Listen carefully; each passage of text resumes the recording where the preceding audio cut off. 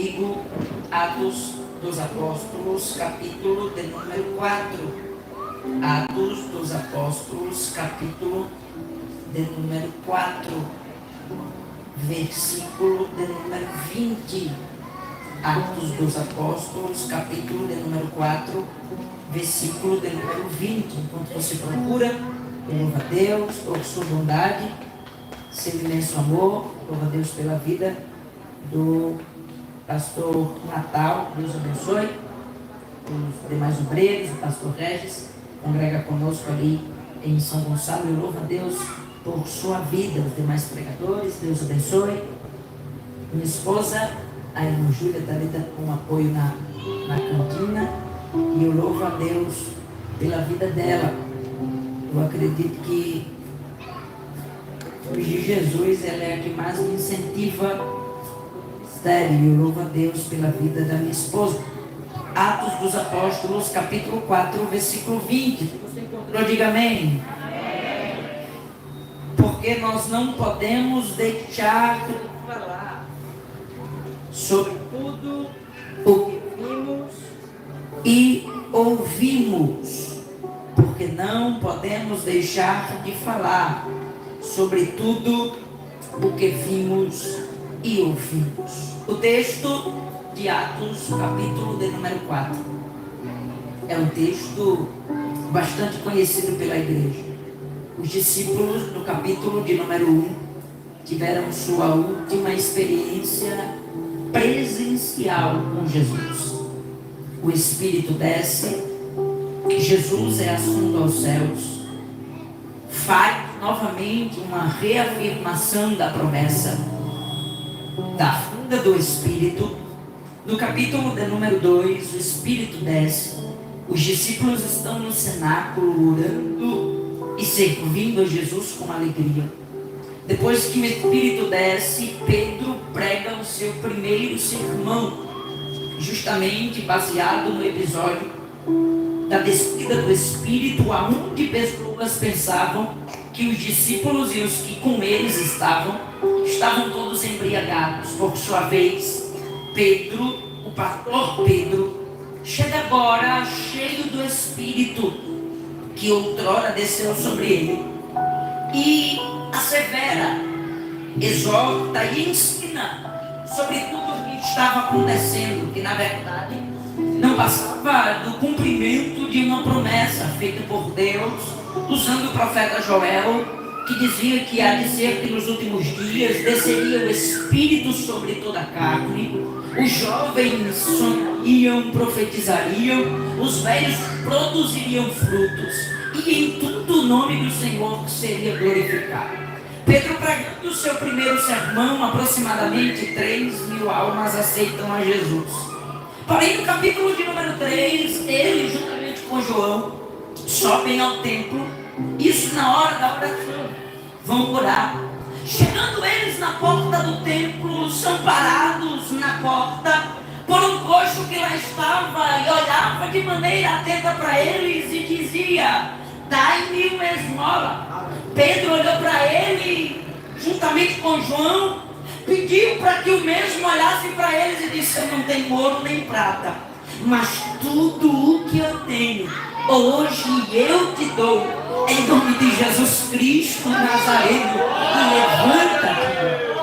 Diz o texto que Pedro, no mesmo momento, pegou de maneira firme a mão daquele coxo. O mesmo se pôs de pé, firmou os seus pés sobre os tornozelos, entrou com Pedro e João no templo, louvando e bendizendo o nome de Jesus. Só que houve uma grande murmuração, houve uma grande espreita, todos olhavam atentamente para Pedro e João, pensando que eles tinham esse poder, a ponto de Pedro olhar e dizer: vocês estão pensando que pelo nosso próprio poder, pela nossa própria santidade, isso seria possível? Na verdade, o que aconteceu aqui, isso Pedro pregando o nome de Jesus foi manifesto, e a fé neste nome fortaleceu a este que estava paralítico, mas neste momento está de pé diante de você. Pedro continua pregando. Pregam seu sermão, ou pregam os seus sermões mais severos. Aonde ele chega na altura do verso 19 do capítulo 3 a dizer: arrependei-vos e convertei-vos, para que os vossos pecados sejam perdoados e venham assim os tempos de refrigério pela presença do Senhor. Só que eu acho interessante porque no capítulo 3, do capítulo 3 para o capítulo 4, há uma continuação da história. Pedro está pregando, e ele continuando pregando, no capítulo 4 já inicia: os principais sacerdotes, escribas e saduceus, capitão da guarda, ou capitões da guarda, vieram para prender a Pedro, justamente porque ele estava pregando Jesus crucificado. Justamente porque ele estava pregando aquele que é o único que pode salvar o ser humano da condenação eterna. Quando eles prendem Pedro e João, certos de que eles estavam pregando esse Jesus, começaram a falar entre si e a dizer: nós não podemos permitir que eles continuem pregando esse Jesus. Não podemos permitir que eles continuem espalhando essa doutrina, que esse sangue não venha cair sobre nós. Só que em um determinado momento, sendo já tarde, eles no outro dia trazem Pedro e João. E diz o texto no capítulo 4 de Atos dos Apóstolos: prendendo eles Pedro e João, no outro dia os chamou, juntou todo o sinédrio, todo mundo com a caderneta na mão, e disse: por que vocês continuam pregando? Levantou-se Pedro, diz o texto em Atos 4, cheio do Espírito Santo, e começou a dizer: eu estou sabendo que essa questão todinha aqui é porque eu preguei no nome de Jesus. Mas deixa eu dizer uma coisa: esse Jesus que eu estou pregando para vocês, ele nasceu de maneira virginal. Pedro está pregando e está dizendo isso. Ele nasceu de maneira virginal. Ele com 12 anos estava no templo. Ele aos 30 anos foi batizado. Até os 33 cumpriu o ministério. Morreu morte de cruz. Ao terceiro dia ressuscitou. Passou 40 dias com a gente. Ascendeu ao céu e nos prometeu que em breve ele vai. Só que eu acho lindo, querido, porque não para por aí não. Versículo de número 20. Pedro está cheio do Espírito. Vem para cá, olha para cá. Pedro está cheio do Espírito. Todo mundo sabe que ele era pescador de homens. Todo mundo sabe que João era seu amigo e sócio no ramo pesqueiro. Os camaradas que não tinham tido estudo, mas de maneira eloquente, de maneira firme e segura, anunciavam a salvação em Jesus Cristo de Nazaré. Aí sabe o que é que Pedro disse, cheio do Espírito? Versículo 20: porque nós não podemos deixar de falar sobre tudo. Não é metade, não é uma parte. Pedro estava dizendo: nós não podemos deixar de falar sobre tudo aquilo que vimos e ouvimos. Se você em um determinado momento tivesse uma certa conversa com Pedro: Pedro, como é que é isso? Conta melhor pra gente isso tudo aí que você ouviu e viu e que você não pode deixar de falar. Pedro iria começar com o capítulo 4 de Mateus, aonde Jesus, sendo batizado, tentado no deserto pelo diabo, vencendo a tentação pelo poder da palavra, foi para as margens do mar da Galileia, encontrou Pedro e André, olhou para eles e disse: vinde após mim e eu vos farei pescadores de homens. Pedro contaria com certeza do seu encontro com Jesus.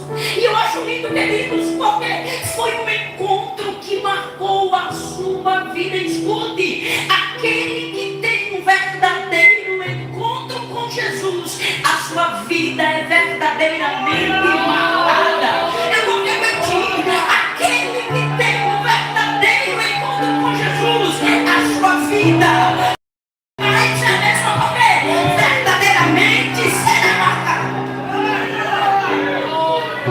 Pedro está nos 4 dizendo: eu não posso deixar de falar. De que, Pedro? De tudo que eu vi, de tudo aquilo que eu ouvi.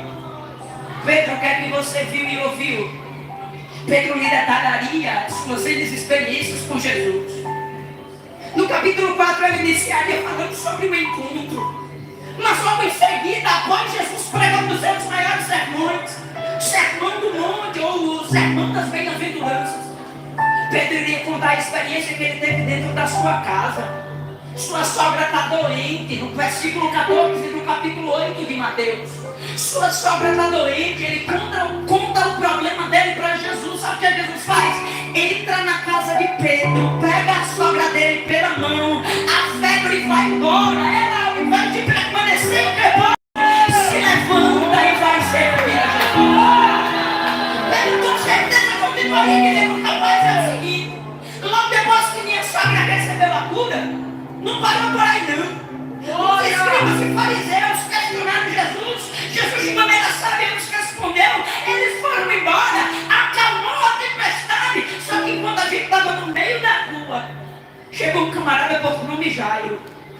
Isso é Pedro contando as experiências e dizendo: chegou um camarada por nome Jairo e disse: Senhor, minha filha está quase morrendo lá em casa. Impõe a mão para que ela saia viva. Enquanto a gente estava, pastor Félix, no meio da rua, Pedro está pregando e está dizendo: enquanto a gente estava no meio da rua, pastor Natal, veio uma mulher que há 12 anos padecia de um fluxo de sangue e estava crendo, dizendo: se eu tão somente tocar na orla da sua veste, eu sairei daqui curada. Pedro está pregando as experiências e dizendo: rapaz, não é que aquela mulher pregadora Everton, quando tocou na veste de Jesus, saiu com a cura, saiu andando e foi.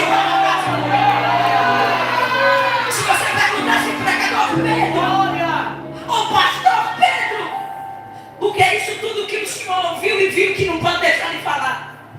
Ele dizia: rapaz, é o seguinte, a gente estava no meio do mar, dentro da nossa embarcação. No capítulo 14 de Mateus, Jesus disse assim: passem para o outro lado. Vou só despedir a multidão aqui, acompanho vocês. Mas enquanto a gente está no meio do mar, o vento se levanta de maneira contrária. A embarcação enche-se de água. Num determinado momento a gente atemorizado olhou para o mar, lá vem Jesus andando sobre as águas. A gente pensa que é um fantasma. A gente começa a gritar, mas Jesus disse assim: não tema não, porque sou eu. Eu duvidei de senhor, se for o senhor mesmo, diga que eu vou com o senhor aí sobre as águas. Jesus disse: vem Pedro, sou eu mesmo. Rapaz, enquanto eu estou andando, olhando para Jesus, consegui andar sobre as águas, mas num determinado momento eu senti medo e comecei a afundar. Mas o mesmo Senhor que liberou a palavra de ordem para que eu caminhasse, é o mesmo Senhor que eu pedi socorro e disse: Senhor, ajuda-me. Ele estendeu a mão, perguntou talvez: por que você duvidou? Senhor, me perdoe, eu duvidei. Mas Jesus lhe respondeu: isso é o que eu imagino. Você duvidou, mas eu não solto a sua mão.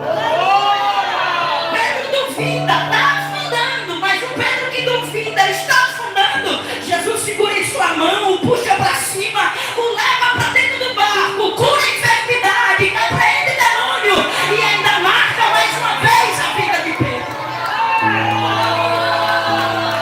Pastor Pedro, o que é que a gente não pode deixar de ouvir? O que é que o senhor não precisa falar? Não pode deixar de falar aquilo que ouviu e viu. Pedro iria contar o episódio que aconteceu no capítulo 16 de Mateus. Jesus chegou para os discípulos e disse: o que é que dizem que eu sou? Os discípulos se levantaram e disseram: rapaz, Jesus, estão dizendo que o senhor é Elias, que o senhor é Jeremias, que o senhor é Isaías e até o próprio João Batista. Jesus anda mais um pouquinho, irmão, penso eu. Olhou para os discípulos e disse: e vocês, o que dizem que eu sou? Pastor Natal, isso aqui é reflexo de intimidade. Jesus perguntou aos discípulos o que os outros diziam que ele era. Mas Jesus chama os 12 agora para uma realidade de intimidade. Pastor Carlos diz assim: e vocês, o que dizem que eu sou? Pedro, cheio do Espírito, se levanta e diz: tu és Cristo, o Filho do Deus vivo. Aí Jesus que bate pronto diz assim: irmão Jonas, respondeste bem, não foi carne e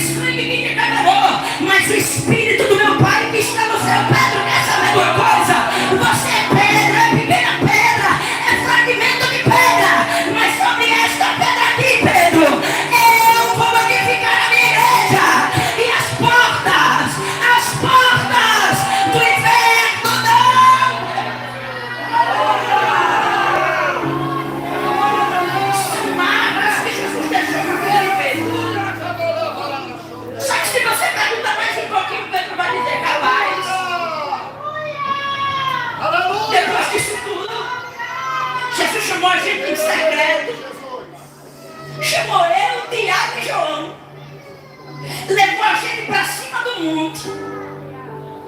Chegando lá, não é que ele se transfigurou.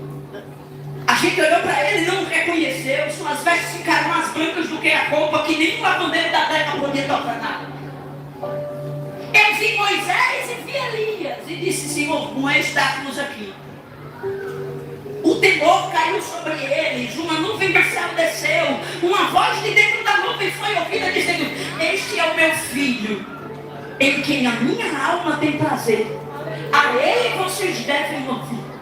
Se você perguntasse a Pedro: Pastor Pedro, o que é que o senhor viu e ouviu que não pode deixar de falar? Pedro iria dizer: Rapaz, a gente certa vez estava passando no meio da rua, João capítulo 9. Um cego de nascença sentado à beira do caminho. Eu e os meus parceiros de ministério, eu e os meus pares, olhamos para o cego, olhamos para Jesus e dissemos: quem pecou? Ele ou seus pais, para quem nascesse assim? Jesus de imediato olhou para a gente e disse: nem ele nem os seus pais pecaram. Ele nasceu assim para que nele se manifeste a glória de Deus. Quando você pergunta para Pedro e diz: Pedro, o que é que o senhor precisa falar tanto para a gente ouvir? Ele iria dizer: rapaz, certa vez a gente estava todo mundo reunido em Jerusalém. Os judeus queriam crucificar a gente, os judeus queriam matar Jesus e a gente tinha que defender ele. E chegou um certo emissário e disse: o discípulo a quem tu amas, ou o amigo a quem tu amas, está doente, quase a morrer. Pedro iria dizer: rapaz, é um tal de Lázaro, estava morto e não morto em Betânia, 4 dias de viagem. Jesus então olhou para a gente e disse assim: vamos ficar 2 dias aqui, daqui a 2 dias a gente vai para Betânia. Chegando lá no 4º dia, o camarada já estava morto, no meio da multidão. Jesus olhou para o céu. Isso é Pedro dizendo. Jesus olhou para o céu. Não sei o que ele disse. Pedro não tinha Bíblia como nós temos hoje. Nós sabemos o que Jesus disse. Mas Pedro não sei o que ele disse. Eu só sei que ele olhou para o céu, falou algumas palavras, olhou para o sepulcro e disse: Lázaro, vem para fora. E aí, Pedro, o que aconteceu? Eu não sei o que foi que aconteceu. Eu só sei que o morto, que já estava morto há 4 dias, respondeu a voz de Jesus, fazendo o quê? Saindo lá de dentro do sepulcro, andando normalmente como se nunca tivesse sido morto. Pastor Pedro, como é que isso eu não sei? Eu só sei que Jesus fez. Se você perguntasse a Pedro: Pastor Pedro, o que é que o senhor não pode deixar de dizer de tudo que o senhor viu e ouviu?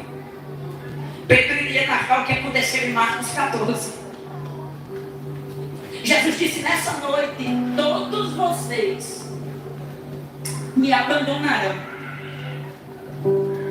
Mas Pedro bateu no peito e disse: Senhor, eles te deixam, eu não. Eles te abandonam, mas eu, se necessário for, eu morro por ti. Jesus olhou para Pedro, irmão, talvez com um olhar de amor, um olhar de ajuda, e disse: Pedro, nessa noite, antes que o galo cante 2 vezes, 3 vezes você me negará. Marcos capítulo 14, verso 30. Antes que o galo cante 3 vezes você me nega. Pastor Pedro, o senhor negou Jesus? Rapaz, neguei. Quando prenderam Jesus, levaram para a sala de Anás e Caifás. Jesus com um olhar amoroso, olhando para mim. Eu olhei para ele, cheguei perto de uma fogueira. Uma criada olhou para mim e disse assim: tu és um deles, porque estavas com ele. Eu neguei a primeira. Cheguei, andei mais um pouquinho. Outra criada disse: tu és um deles, porque até a tua voz te denuncia que és Galileu. Eu olhei para ele e disse: sou nada. Daqui a pouquinho, cheguei no meio da multidão.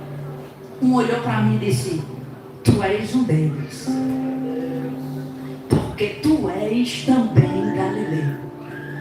Diz o texto de Marcos 14 que Pedro nega e começa a praguejar. E o praguejar aqui é que Deus me mate se eu conheço esse homem. O galo canta a segunda vez. Lembrando-se do que Jesus disse, Pedro foge, chora amargamente. Mas escute, aqui eu quero começar a encerrar. Pedro, quando perguntado sobre a sua crença em Cristo e por que ele falava tão ousadamente sobre esse Cristo, ele disse que não poderia deixar de falar sobre tudo o que ele viu e tudo o que ele ouviu. Ele falou sobre o seu encontro. Ele falou sobre as experiências, tudo aquilo que Jesus fez. Mas ele também falou sobre o ato de ele ter negado a Jesus, ter dito que não conhecia o Salvador. Mas depois disso, sendo ele um grande pecador, ele também anunciou o grande Salvador que encontrou ele. Lembra de João 21? Os discípulos tinham desistido de tudo, irmão. De tudo. Quando você lê João 21, você vê Pedro como um caráter proeminente, caráter de liderança, e diz: vou pescar agora. Jesus morreu e nos abandonou, vou embora, vou pescar. Diz o texto, João 21. Todos os discípulos disseram o mesmo. Ele vai pescar, os discípulos o acompanham. Só que Jesus aparece a eles na praia e eles não reconhecem Jesus. Jesus olha para eles e diz: vocês têm peixe aí? Eles não reconhecem e dizem: pescamos a noite toda e nada conseguimos apanhar. Lance do outro lado do barco. Não reconhecem que é Jesus, mas obedecem à palavra. Lançam a rede do outro lado. Diz o texto, irmão, diz o texto que Pedro com os discípulos não conseguiam sozinhos levar. Tiveram que fazer sinal para os outros companheiros, porque a pesca foi grandiosa. Quando eles chegaram dentro do barco, o discípulo a quem Jesus amava olhou atentamente para a praia, reconheceu que era o Senhor e disse: Pedro, pois não é o homem que está lá, Pedro. Pedro, Jesus está lá na praia, Pedro, falando com a gente, e a gente não reconheceu. Diz o texto que Pedro coloca uma roupa, uma vestimenta adequada, pula na água, vai até a areia. Chegando lá, eu acho lindo isso aqui, irmão, porque para um grande pecador sempre haverá o grande Salvador. Pedro teve um encontro com Jesus em Mateus. Pedro teve diversas experiências com Jesus no decorrer do ministério. Mas nos últimos momentos de vida de Jesus, Pedro não foi um verdadeiro amigo. Negou Jesus. Pedro falhou, Pedro caiu. Só que para esse Pedro caído, estava de pé o Salvador Jesus na praia. Enquanto Pedro, pastor Pedro, não reconhece Jesus, querido pregador, Jesus grita de lá. João reconhece daqui, diz Pedro, Jesus está lá na praia. Pedro pula dentro da água, vai na praia, chegando lá. Lembra? Jesus fez uma pergunta: tens pão e peixe para comer? Quando eles chegam na praia, tem peixe sendo assado em cima de pedras. Tem pão bem quentinho da parte de Jesus para alimentar eles. Diz o texto, diz, e eu acho lindo isso aqui, irmão. Diz o texto que Jesus disse: pronto, traga mais um pouquinho de peixe para cá. Quando sentou com eles, diz o texto, Jesus pega o pão, parte e distribui com os discípulos. Irmãos, não está no texto. Eu não quero ferir o texto bíblico, porém, pensamento meu, eu imagino que com certeza na mente de alguém veio uma certa lembrança. Rapaz, eu conheço esse partido de pão. Rapaz, esse homem esteve com a gente na última Santa Ceia. É direitinho o partido do pão, a mesma coisa. Olha! Quando ele esteve conosco dizendo que era a última ceia. Quando Jesus dá de jantar, os discípulos olham para Pedro. O caído Pedro. O falido Pedro. O Pedro que foi de mal para pior. E disse: Pedro, tu me amas? Pedro olhou para ele e disse: Senhor, eu te amo. Pedro, então apacenta meus cordeirinhos. Pedro, mas tu me amas? Senhor, eu te amo. Cuida das minhas ovelhas. Pedro, mas tu me amas? Senhor, o Senhor sabe de todas as coisas. E sabes também que eu te amo. Só que eu acho interessante, irmão, porque quando nós observamos o texto original de João 21, quando Jesus pergunta: Pedro, tu me amas? No versículo de número 15, pela primeira vez, Jesus pergunta de um amor verdadeiro e não um amor fingido ou superficial. Só que a resposta de Pedro não é no mesmo nível da pergunta de Jesus. Jesus pergunta: tu me amas? Pedro olha para Jesus e diz: te amo. Só que o original grego é: eu tenho afeto por ti. Jesus pergunta a segunda vez dizendo: Pedro, tu me amas? Pedro olha para ele e diz a segunda vez: eu tenho afeto por ti. Aí Jesus entende a linguagem de Pedro e vê que ele é caído. Aí fala na mesma linguagem dizendo: Pedro, tu tens afeto por mim? É por isso que o texto de João 21:17 está dizendo assim: e Pedro olhou para ele triste e disse: Senhor, o Senhor sabe de todas as coisas. E depois disso, Jesus, reconhecendo a fragilidade de Pedro, trouxe restauração. Sabe por quê? Porque para um grande pecador sempre haverá um grande Salvador disposto a restaurar. Não tem ninguém na face da terra, por maior pecado que seja, que não possa encontrar restauração em Jesus Cristo de Nazaré. Era traficante. Jesus não olha para ele do jeito que ele era. Olha para ele lá na frente dizendo: você era isso, mas você será isso aqui.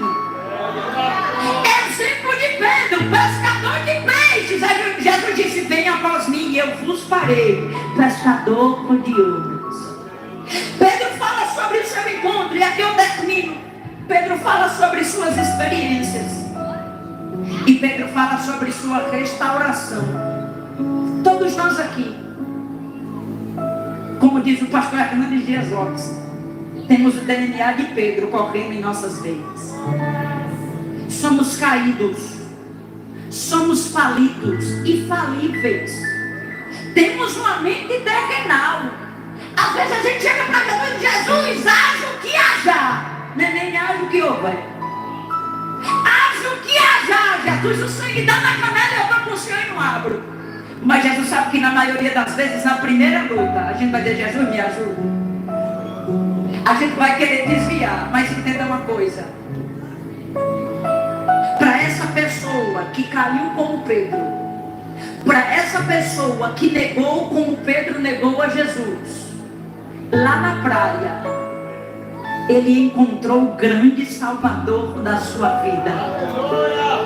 E Pedro chega agora em Atos 4 com ousadia, cheio do Espírito, e diz: eu não posso deixar de falar sobre tudo o que eu vi, tudo o que eu ouvi. Pedro, mas quem é esse Jesus? Rapaz, eu encontrei com ele nas margens do mar da Galileia. Ele me chamou, eu vivi várias experiências com ele, tá certo. Eu neguei ele perante a cruz do Calvário, mas depois do terceiro dia ele ressuscitou, acendeu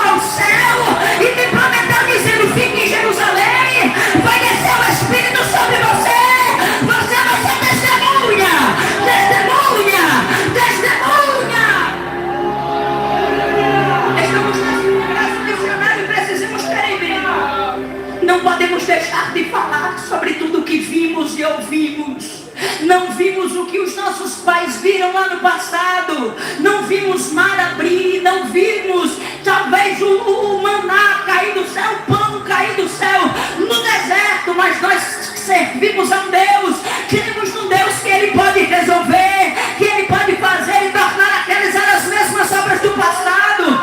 É esse o original do texto de Abacuque 3, quando ele disse: Senhor, aviva a tua obra no meio dos anos. Escute, o que Abacuque está dizendo eu não quero línguas estranhas, até porque nem tinha naquele tempo. Eu não quero virar pirueta, eu não quero aviãozinho. Eu quero que o Senhor torne a realizar as mesmas obras do passado. Eu quero que o Senhor torne a realizar o que o Senhor realizou no passado. O Senhor é o Deus de ontem, o Senhor é o Deus de hoje, e o Senhor é Deus de eternamente. Não podemos deixar de falar daquilo que vimos e ouvimos. Não podemos deixar de falar daquilo que vimos. Não podemos deixar de falar daquilo que vimos e ouvimos. Tudo aquilo que Ele fez, tudo aquilo que Ele faz, e tudo aquilo que Ele ainda há de fazer, deve ser pregado pela igreja. Não como um Deus que talvez fará porque talvez Ele tenha poder, mas como sendo Ele um Deus que Ele tem a excelência de todo o poder. Pregador, como é que é isso? Efésios capítulo de número 3, Paulo diz o seguinte: nós temos que entender que Ele é poderoso. Para quê, Paulo? Para fazer o quê, Paulo? Infinitamente mais daquilo que pedimos, daquilo que pensamos, e por isso a glória deve ser dada a Ele eternamente. Precisamos entender que o quê?